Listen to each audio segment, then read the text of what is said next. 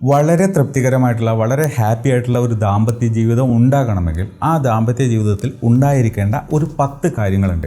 ഈ 10 കാര്യങ്ങൾ നിങ്ങളുടെ കുടുംബജീവിതത്തിൽ നിങ്ങളുടെ ദാമ്പത്യ ബന്ധത്തിൽ ഉണ്ടെങ്കിൽ, അറിഞ്ഞോ അറിയാതെയോ അത് ഉണ്ടെങ്കിൽ നിങ്ങളുടെ ജീവിതം, നിങ്ങളുടെ ദാമ്പത്യ ജീവിതം എന്ന് പറയുന്നത് ഹാപ്പി ആയിരിക്കും. അപ്പോൾ ഏതൊക്കെയാണ് ആ 10 കാര്യങ്ങൾ? ഇല്ലാത്തവർക്ക് അത് ആഡ് ചെയ്യാൻ പറ്റും. അപ്പോൾ ഒന്നാമത്തെ സാധനം എന്ന് പറയുന്നത് ഹോണസ്റ്റ് ആയിട്ടുള്ള, സത്യസന്ധമായിട്ടുള്ള കമ്മ്യൂണിക്കേഷനാണ്. അതായത് നേരത്തെ ഞാൻ പറഞ്ഞിട്ടുണ്ട് പല വീഡിയോയിലും, നമ്മുടെ ജീവിതത്തിൽ ഒരിക്കലും പുറത്ത് പറയാൻ പാടില്ലാത്ത അത്രയും സെൻസിറ്റീവായിട്ടുള്ള സീക്രറ്റുകൾ എടുത്ത് പറയണമെന്ന് ഒരിക്കലും എവിടെയും ഞാൻ പറയില്ല. അത് പറയുകയും ചെയ്യരുത്, നിങ്ങളുടെ ജീവിതം തുലയ്ക്കും. പറഞ്ഞു വരുന്നത് വളരെ മൈന്യൂട്ടായിട്ടുള്ള അല്ലെങ്കിൽ വളരെ പ്രശ്നമില്ലാത്ത, പറഞ്ഞാൽ ദോഷം നിങ്ങൾക്ക് ഉണ്ടാകാത്ത രീതിയിലുള്ള സത്യങ്ങൾ നിങ്ങൾ തുറന്ന് പറയുക. അതുകൊണ്ട് നിങ്ങൾക്ക് ആ ജീവിതത്തിനകത്ത് നിങ്ങൾക്കൊരു പ്രശ്നമോ ദോഷമോ ഉണ്ടാകില്ലെന്ന് നിങ്ങൾക്ക് ഉറപ്പ് വേണം. സോ അത്രയും വലിയ സീക്രറ്റുകളല്ലാത്ത കാര്യങ്ങൾ നിങ്ങൾക്ക് തുറന്ന് പറയണം. സോ സത്യസന്ധമായിട്ടുള്ള കമ്മ്യൂണിക്കേഷൻ എന്ന് പറയുന്നത് ദാമ്പത്യ ജീവിതത്തിൻ്റെ അടിത്തറയാണ്. പരസ്പരം ഉണ്ടാകുന്ന ഒരു വിശ്വാസമുണ്ട് അതിനകത്ത് നിന്ന്. കമ്മ്യൂണിക്കേഷൻ എന്ന് പറയുന്ന സമയത്ത് അങ്ങോട്ട് സംസാരം മാത്രമല്ല, ഇങ്ങോട്ട് കേട്ടുകൊണ്ടിരിക്കുന്നൊരവസ്ഥയുണ്ട്. അതായത് നമ്മൾ അറിയാലോ, ഇതൊരു റേഡിയോ അല്ല, 1 വേ അല്ല, 2 വേ ആണ് കമ്മ്യൂണിക്കേഷൻ എന്ന് പറയുന്നത്. അങ്ങോട്ട് സംസാരിക്കുക, കേൾവി അതിനകത്ത് വളരെ ഇമ്പോർട്ടൻ്റ് ആയിട്ടുള്ളൊരു കാര്യമാണ്.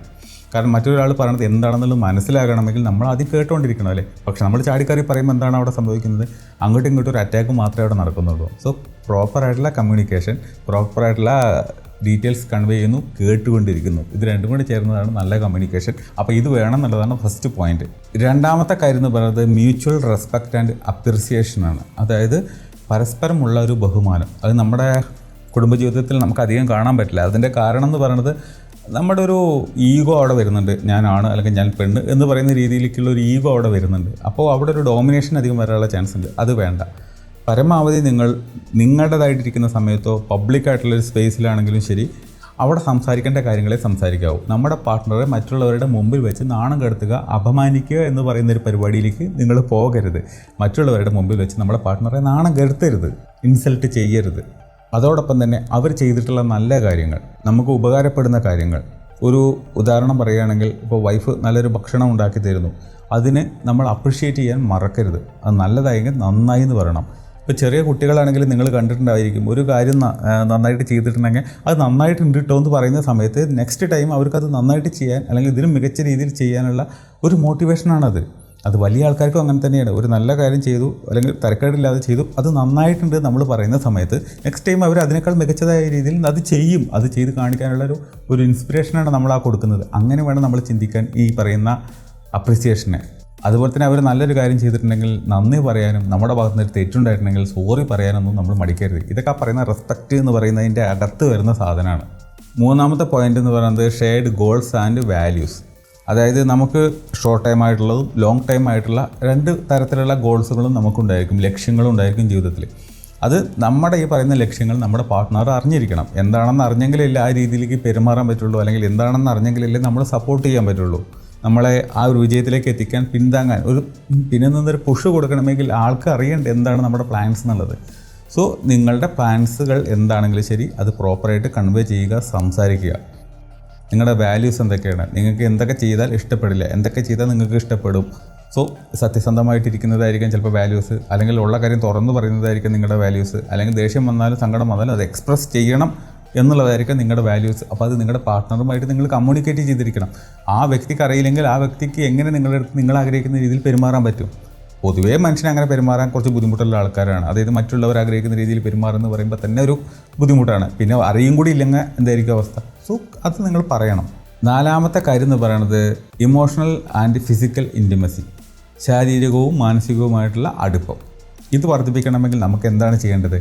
നമുക്ക് പ്രോപ്പറായിട്ടുള്ളൊരു ടൈം നമ്മളതിന് മാറ്റിവെക്കണം. ഓരോ ദിവസവും നമുക്ക് നമ്മുടെ പാർട്ട്ണറുമായിട്ട് കമ്മ്യൂണിക്കേറ്റ് ചെയ്യാനും ഇടപെടാനും ഒരു സമയം നമ്മൾ മാറ്റിവെക്കണം. അല്ലാതെ വല്ലപ്പോഴും മാർക്കറ്റിൽ പാസ് ചെയ്ത് പോകുന്ന ആൾക്കാരെ പോലെ ആകരുത് നമ്മൾ വീട്ടിനകത്ത്. അറിയാം, പല ആൾക്കാർക്ക് ജോലി തിരക്ക് അങ്ങനെയുള്ള പ്രശ്നങ്ങളൊക്കെ ഉണ്ടായിരിക്കും, ബിസി ആയിരിക്കാം എന്ന് കരുതിക്കൊണ്ട് നമ്മൾ നമ്മുടെ കുടുംബത്തെയും നമ്മുടെ ഫാമിലിയെയും ദാമ്പത്യ ബന്ധത്തെയും നമ്മൾ ഒരിക്കലും മറക്കാൻ പാടില്ല. നമ്മുടെ പാർട്ട്ണർക്ക് എത്ര സമയം ആവശ്യമുണ്ടോ ആ സമയം നമ്മൾ കണ്ടെത്തിയേ പറ്റുള്ളൂ. നമ്മൾ ജീവിക്കണം, ജീവിതത്തിൻ്റെ കൂടെയാണ് നമ്മളുടെ ബാക്കിയുള്ള കാര്യങ്ങളൊക്കെ. അല്ലാതെ ബാക്കിയുള്ളതിൻ്റെ കൂടെയല്ല ജീവിതത്തിൻ്റെ ഒരു ഫസ്റ്റ് പ്രയോറിറ്റി നിങ്ങൾ കൊടുത്തേ പറ്റുള്ളൂ, പ്രത്യേകിച്ചും ദാമ്പത്യ ബന്ധത്തിന്. ഇങ്ങനെ ഒരു സ്പേസ് അല്ലെങ്കിൽ ഇങ്ങനെ ഒരു ടൈം നിങ്ങൾ നിങ്ങളുടെ പാർട്ട്ണർക്ക് വേണ്ടി കൊടുക്കുമ്പോൾ അവിടെ നിങ്ങൾ ഈ പറയുന്ന നിങ്ങളുടെ mental and emotional physical intimacy അവിടെ നിങ്ങൾ നടപ്പിലാക്കണം. ആ ഒരു എഫെക്ഷൻ നിങ്ങൾ അവിടെ എക്സ്പ്രസ് ചെയ്യണം. സോ അതിനുവേണ്ടി നിങ്ങൾ ടൈം അലൗട്ട് ചെയ്യണം എന്നുള്ളതാണ് പറഞ്ഞു വരുന്നത്. ശാരീരികവും മാനസികവുമായിട്ടുള്ള അടുപ്പം ഡെവലപ്പ് ചെയ്യാൻ നിങ്ങളുടെ ഇടയിൽ നിങ്ങൾ ഉപയോഗിക്കുന്ന ടൂളുകൾ, മെത്തേഡുകൾ, സംസാരം, ടച്ച്, സെക്സ് എല്ലാം അതിനകത്ത് നിങ്ങൾ ഉൾപ്പെടുത്തണം. അഞ്ചാമത്തെ കാര്യം എന്ന് പറയുന്നത് നമ്മുടെ ഈ കോൺഫ്ലിക്റ്റ്, വഴക്കുകൾക്കുള്ള സൊല്യൂഷനാണ് നമ്മുടെ അഞ്ചാമത്തെ കാര്യം എന്ന് പറയുന്നത്. പലപ്പോഴും നമ്മളൊരു വഴക്ക് തുടങ്ങിക്കഴിഞ്ഞിട്ടുണ്ടെങ്കിൽ എങ്ങോട്ടാ പോകണമെന്ന് ഒരു പിടി ഉണ്ടാവില്ല, അങ്ങ് കയറ് ഊരി വിട്ട പോലെ ആയിരിക്കും. അങ്ങനെ ആകരുത്. നമ്മൾ വഴക്കടിക്കാനായിട്ടായിരിക്കരുത് വഴക്കിടുന്നത്. ആ വഴക്ക് ഇടുന്നുണ്ടെങ്കിൽ, രണ്ടുപേരും കൂടി വഴക്കിടുന്നുണ്ടെങ്കിൽ അവരുടെ മെയിൻ ഉദ്ദേശം എന്ന് പറയുന്നത് ആ വഴക്ക് ഇല്ലാതാക്കുക എന്നുള്ളതാണ്. അല്ലാതെ കൂടുതൽ നല്ല രീതിയിൽ എങ്ങനെ വഴക്കിടാം എന്നുള്ളതായിരിക്കരുത് നിങ്ങളുടെ എയിം. അതെങ്ങനെ നമുക്ക് അവസാനിപ്പിക്കാം, എങ്ങനെ നല്ല രീതിയിൽ മുന്നോട്ട് പോകണമെങ്കിൽ ഈ വഴക്ക് അവസാനിക്കണം. അപ്പോൾ സൊല്യൂഷനെ കുറിച്ചിട്ടായിരിക്കണം നിങ്ങൾ ചിന്തിക്കേണ്ടത്. ഈ വഴക്ക് അവസാനിപ്പിക്കാനുള്ള സൊല്യൂഷനെ കുറിച്ചിട്ടായിരിക്കണം നിങ്ങൾ ചിന്തിക്കേണ്ടത്. എപ്പോഴും വഴക്കിനെ കുറിച്ചിട്ടായിരിക്കരുത് നിങ്ങളുടെ ചിന്ത. വഴക്കിടാൻ തുടങ്ങുമ്പോൾ തന്നെ ഇതെങ്ങനെ സോൾവ് ചെയ്യാം, ഇതെങ്ങനെ ഈ വഴക്ക് നിർത്താം എന്നുള്ളതായിരിക്കണം നിങ്ങളുടെ ചിന്ത. ഇനി നിങ്ങൾക്ക് പെട്ടെന്ന് നിർത്താൻ പറ്റുന്നില്ല തോന്നുകയാണെങ്കിൽ ഒരാൾക്ക് ആ സ്ഥലത്ത് നിന്ന്, ലൊക്കേഷനിൽ നിന്ന് ഒന്നാൾ മാറി നിൽക്കുക. വഴക്കിടുന്ന സമയത്ത് അവിടെ നിന്ന് മാറിപ്പോവുക. ശേഷം ഒരു 5 മിനിറ്റ് 10 മിനിറ്റ് കഴിഞ്ഞ് തിരിച്ചു പോവുക. അപ്പോൾ നിങ്ങൾക്ക് ആ വഴക്ക് കൂടിയ സമയത്ത് ഉണ്ടായിരുന്ന അത്രയും എനർജി അപ്പോൾ ഉണ്ടാകണമെന്നില്ല. ആ എനർജി കുറച്ച് ലോസ് ആയിട്ടുണ്ടാവും. അത് തന്നെയല്ലേ നമുക്ക് വേണ്ടത്. നമ്മളൊന്ന് കൂളാവുന്ന സമയത്ത് നമുക്ക് കുറച്ചുകൂടി ശാന്തമായിട്ട് ചിന്തിക്കാൻ പറ്റും. എപ്പോഴും നമ്മളൊരു ഇമോഷണലി സ്റ്റേബിൾ അല്ലാത്ത സമയത്ത് എടുക്കുന്ന തീരുമാനങ്ങൾ മിക്കതും തെറ്റാകാൻ ചാൻസ് കൂടുതലാണ്. സോ അതുകൊണ്ട് ഇമോഷണലി സ്റ്റേബിളായിട്ടുള്ള കൂളായിട്ടിരിക്കുന്ന സമയത്ത് വേണം പലപ്പോഴും വളരെ ക്രിട്ടിക്കലായിട്ടുള്ള ഡിസിഷൻ നമ്മൾ എടുക്കേണ്ടത്. അല്ലാതെ ടെൻഷൻ അടിക്കുമ്പോഴായിരിക്കരുത് ക്രിട്ടിക്കലായിട്ടുള്ള ഒരു ജോലി വിട്ട് പോവുകയാണ്, അല്ലെങ്കിൽ ഞാൻ അയാളെടുത്ത് ഇനി സംസാരിക്കില്ല, അല്ലെങ്കിൽ എനിക്ക് ഈ ബന്ധത്തിൽ താല്പര്യമില്ല, ഞാൻ ഡൈവോഴ്സ് ചെയ്യാൻ പോവുകയാണ്. ഇതൊക്കെ നല്ല വികാരപ്പുറത്തോ ടെൻഷൻ്റെ മുകളിലോ എടുക്കേണ്ട തീരുമാനങ്ങളല്ല. തീരുമാനങ്ങൾ തെറ്റിപ്പോവും. അതുകൊണ്ടാണ് പറയുന്നത് കൂളാവണം. സോ ഈ പറയുന്ന കോൺഫ്ലിക്റ്റ് ഇല്ലാതാക്കാനുള്ള വഴികളെക്കുറിച്ചായിരിക്കണം നിങ്ങൾ ചിന്തിക്കേണ്ടത്. ആറാമത്തെ കാര്യം എന്ന് പറയുന്നത് മെയിൻറ്റെയിൻ ചെയ്യണം നമ്മുടെ ഇൻഡിവിജ്വാലിറ്റി. ഓരോ വ്യക്തിക്കും ആ വ്യക്തിയുടേതായിട്ടുള്ള ഒരു ഇൻഡിവിജ്വൽ ഒരു സ്പേസ് ഉണ്ട്, ഒരു ടേസ്റ്റ് ഉണ്ട്, ഒരു ഹാബിറ്റ്, എല്ലാ കാര്യങ്ങളും ഇൻഡിവിജ്വലായിട്ടുണ്ട്. അത് ഫോളോ ചെയ്യാൻ നമ്മളവരെ സമ്മതിക്കണം. അതായത് എല്ലാ ആറ്റിലും കയറി ഇടപെടാൻ നിൽക്കരുത്. ഇപ്പോൾ അവർക്ക് അവരവരുടേതായിട്ടുള്ള ഇപ്പോൾ പാട്ട് പാടുന്നതായിരിക്കാം, ഡാൻസ് കളിക്കുന്നതായിരിക്കാം, ചില ആൾക്കാർക്ക് ട്രാവൽ ചെയ്യുന്നതായിരിക്കാം, ചില ആൾക്കാർക്ക് കുക്ക് ചെയ്യുന്നതായിരിക്കാം. അവരവരുടേതായിട്ടുള്ള പാഷൻ, അവരവരുടേതായിട്ടുള്ള ഹാബിറ്റുകൾ, ഇൻട്രസ്റ്റുകൾ, ഹോബീസ്, ഇങ്ങനെ പല പല കാര്യങ്ങളുണ്ടായിരിക്കും. അവർക്ക് അവരുടേതായിട്ടുള്ള ഒരു പേഴ്സണൽ സ്പേസ് വേണമെന്ന് ആഗ്രഹിക്കുന്നുണ്ടാവും.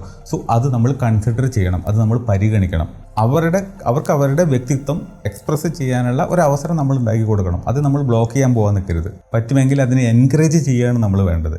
അവരവരുടെ താല്പര്യങ്ങൾ അവർ പെർസ്യൂ ചെയ്യട്ടെ, അതിനെ നമ്മൾ എൻകറേജ് ചെയ്യുന്നതിൽ എന്താ തെറ്റ്? അപ്പോൾ നിങ്ങൾ ഒരുമിച്ചുണ്ടാക്കുന്ന ഒരവസ്ഥയും അവരവർക്കായിട്ട് കൊടുക്കുന്ന ഒരു പേഴ്സണൽ സ്പേസും ഇത് രണ്ടും ഉണ്ടായിരിക്കണം. രണ്ടിൻ്റെ ഒരു ബാലൻസ് ആയിരിക്കണം. എപ്പോഴും ഒരുമിച്ചിരിക്കാവൂ, അങ്ങനെയില്ല. അവർക്ക് അവരവരുടേതായിട്ടുള്ള മേഖലയിൽ പെർസ്യൂ ചെയ്യാനായിട്ടുള്ള ഒരു സ്പേസ് കൊടുക്കണം. അത് നമ്മൾ മാനിക്കണം.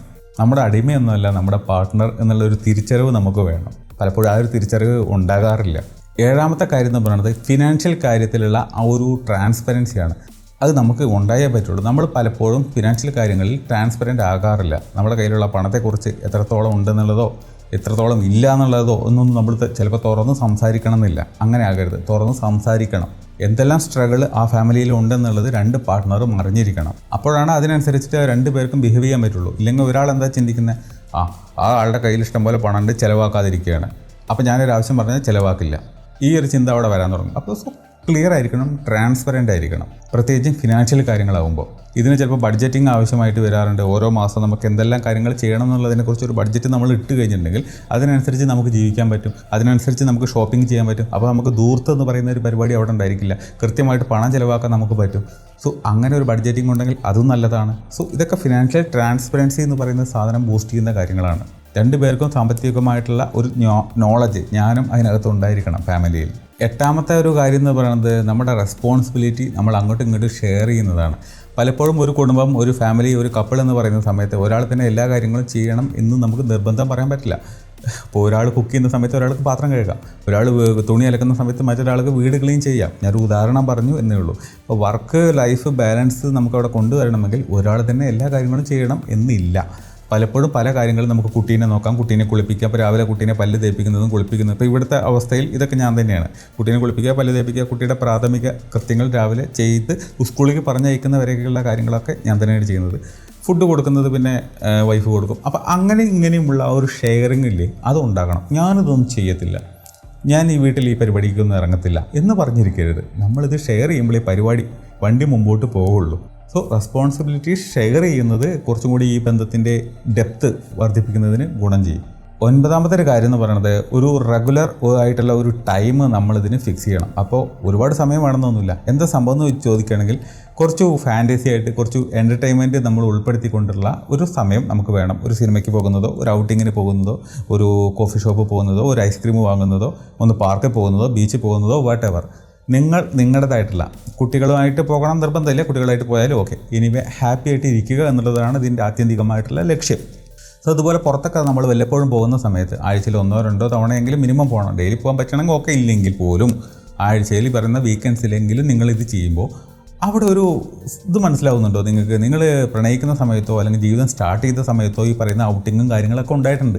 പിന്നീട് അതൊക്കെ എവിടെയോ നഷ്ടപ്പെട്ടു പോവുകയാണ് ചെയ്തിട്ടുള്ളത്. സോ അതൊക്കെ നമ്മൾ തിരിച്ചു കൊണ്ടുവരുന്ന സമയത്ത് ആ ഒരു ബന്ധത്തിൻ്റെ ആ ഒരു ഊഷ്മളത, ആ ഒരു ഇത് വളരുകയാണ് ചെയ്യുന്നത്. അവിടെ നിങ്ങൾ ശ്രദ്ധിച്ചിട്ടുണ്ടോ? ആ പഴയ കാര്യങ്ങളൊക്കെ തിരിച്ചു കൊണ്ടുവരുമ്പോൾ ഉണ്ടാകുന്നൊരു സന്തോഷം. പുറത്ത് പോകുന്നു, വലിയ വലിയ ചിലവുകളൊന്നും ചെയ്യുന്നില്ല, നമ്മൾ പുറത്ത് പോകുന്നു, ചിലപ്പോൾ ഒരു ഭക്ഷണം എന്തെങ്കിലും കഴിക്കുന്നു, തിരിച്ചു വരുന്നു, ഇത്രയൊക്കെ ഉണ്ടായിരിക്കുള്ളൂ. പക്ഷേ അതിൻ്റെ ഒരു മാറ്റം ജീവിതത്തിൽ കൊണ്ടുവരുന്ന ഒരു പുതുമ എന്ന് പറയുന്നത് വളരെ വലുതാണ്. 10ാമത്തെ കാര്യം എന്ന് പറയുന്നത് അഡാപ്റ്റബിലിറ്റി, അതുപോലെ തന്നെ ഫ്ലെക്സിബിലിറ്റി. നമ്മുടെ ജീവിതത്തിൽ നമ്മൾ ഇങ്ങനെ ഇരിക്കും എന്ന് പറഞ്ഞുകൊണ്ടുള്ള വളരെ ആ ഒരു കടുംപിടുത്തം, ഞാൻ പിടിച്ച മുയലിന് 3 കൊമ്പ് എന്ന് പറയുന്ന ഒരു അവസ്ഥയൊക്കെ നമ്മൾ വിട്ടിട്ട് രണ്ടുപേരും പരസ്പരം അങ്ങോട്ടും ഇങ്ങോട്ടുള്ള ആ ഒരു ഫ്ലെക്സിബിലിറ്റി നമുക്കവിടെ വേണം. കാരണം നമുക്ക് എപ്പോഴും ഒരു പ്ലാൻ എ കൊണ്ട് മുന്നോട്ട് പോകാൻ പറ്റില്ല, ഒരു പ്ലാൻ ബി കൂടി വേണം, അല്ലേ? അതായത് എപ്പോഴും നമുക്ക് എല്ലാ സമയത്തും നമ്മൾ ഉദ്ദേശിച്ച പോലെ കാര്യങ്ങൾ നടക്കണമെന്നില്ല, നമ്മുടെ പാർട്ട്ണർ നമ്മൾ വിചാരിച്ച പോലെ പെരുമാറണമെന്നില്ല. ജീവിതത്തിൽ അങ്ങനെയൊക്കെ തന്നെയാണ് ജീവിതം എന്ന് പറയുന്നത്. സോ നമുക്കൊരു പ്ലാൻ ബി ഉണ്ടായിരിക്കണം. സോ അങ്ങനെ വരുന്ന സമയത്ത് നമ്മൾ ഫ്ലെക്സിബിളായിട്ട് അതിലേക്ക് അഡാപ്റ്റ് ചെയ്യാൻ പറ്റുന്ന ഒരവസ്ഥയിലേക്ക് ആയിരിക്കണം.